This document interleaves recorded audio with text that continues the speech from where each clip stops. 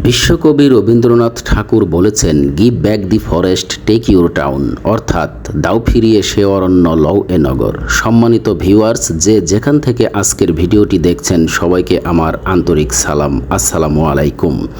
আমি আজকে আছি জাতীয় বৃক্ষ মেলা অর্থাৎ বঙ্গবন্ধু আন্তর্জাতিক সম্মেলন কেন্দ্রের যেই মাঠে বেশ কয়েক বছর পূর্বেও আন্তর্জাতিক বাণিজ্য মেলা অনুষ্ঠিত হতো, ঠিক সেখানেই জাতীয় বৃক্ষ মেলা অনুষ্ঠিত হচ্ছে, অর্থাৎ পরিকল্পনা মন্ত্রণালয়ের পাশেই।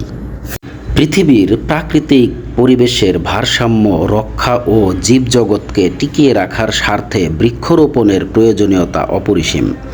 মানুষ ভূমিষ্ঠ হয়েছিল স্নিগ্ধ শ্যামল অরণ্যের কোলেই।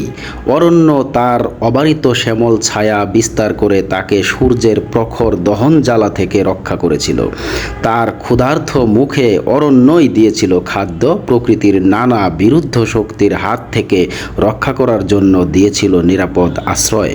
কাজেই বৃক্ষকে টিকিয়ে রাখা, নতুন নতুন বৃক্ষ রোপণ করা, পরিবেশ সংরক্ষণের জন্য বনায়নের ব্যবস্থা করা আমাদের অপরিহার্য কর্তব্য। অরণ্য হনন যে আত্মহননের নামান্তর, অরণ্য হননের ফলে যে একদিন জলহীন ছায়াহীন মরুভূমি নেমে আসবে এবং তাতে যে একদিন মানুষের অস্তিত্ব বিপন্ন হয়ে পড়বে, সেই শুভবোধ আজ মানুষের মনে জাগ্রত হচ্ছে। বৃক্ষরোপণ অভিযান সেই শুভবোধের আনন্দময় প্রকাশ। বৃক্ষ আমাদের নানাবিধ প্রয়োজনীয় গুরুত্বপূর্ণ কাজে ব্যবহৃত হয়ে থাকে। বৃক্ষ আমাদের পাকা ফল, জীবন ধারণের জন্য প্রয়োজনীয় খাদ্য, বস্ত্র তৈরির সুতা, বাসগৃহ তৈরির উপকরণ, আসবাবপত্র তৈরির কাঠ, জ্বালানি ইত্যাদি দিয়ে থাকে। তাছাড়া বনজ সম্পদ দেশের অর্থনীতিকে চাঙ্গা করে। এমনকি বৃক্ষ দেশের পরিবেশগত ভারসাম্য রক্ষা করে। মোট কথা, বৃক্ষ ছাড়া মানব জীবন অচল। বৃক্ষের সীমাহীন গুরুত্বের পরিপ্রেক্ষিতে বিবেচনা করা হলে বাংলাদেশে বনের অবস্থা নৈরাশ্যজনক। বাংলাদেশের বিখ্যাত সুন্দরবন দীর্ঘ ঐতিহ্যের পরিচায়ক। ভাওয়াল, মধুপুর, সিলেট, চট্টগ্রাম ও পার্বত্য চট্টগ্রামে বনাঞ্চল রয়েছে, কিন্তু ব্যাপকভাবে ও অপরিকল্পিত উপায়ে বনের গাছপালা কেটে ফেলায় দেশের সামগ্রিক বনাঞ্চল কমে যাচ্ছে। প্রাকৃতিক ভারসাম্য রক্ষার জন্য দেশের আয়তনের 1/4 বন আচ্ছাদিত থাকার কথা, কিন্তু দেশে বর্তমানে মোট 16.46% বনভূমি রয়েছে। তাছাড়া প্রতিনিয়ত প্রচুর বনজ সম্পদ বিনষ্ট করে ফেলা হয়। পরিবেশ সংরক্ষণের জন্য বাংলাদেশে বৃক্ষরোপণের প্রয়োজন আছে। প্রাকৃতিক ভারসাম্যের জন্য বাংলাদেশের 25% বনভূমি আবশ্যক।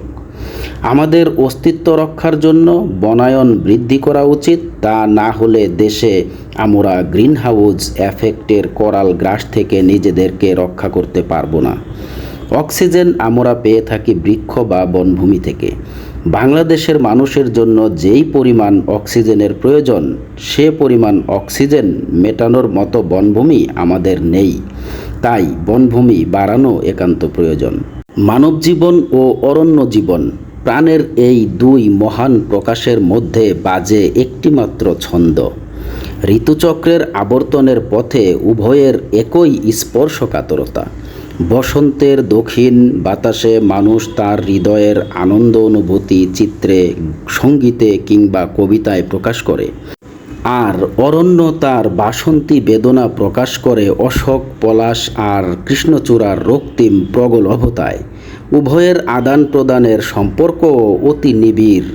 আজ আর বনভূমি ধ্বংস নয়, বনভূমি সৃজনই প্রয়োজন। বৃক্ষরোপণ কর্মসূচি গ্রহণ করতে হলে প্রয়োজন পুরাতন গাছ নির্বিচারে না কাটা এবং নতুন গাছের চারা লাগানো। নতুন করে গাছ লাগাতে বা রোপণ করতে হলে প্রয়োজন চারার। সব ধরনের গাছের চারা সংগ্রহ করা খুবই কঠিন কাজ।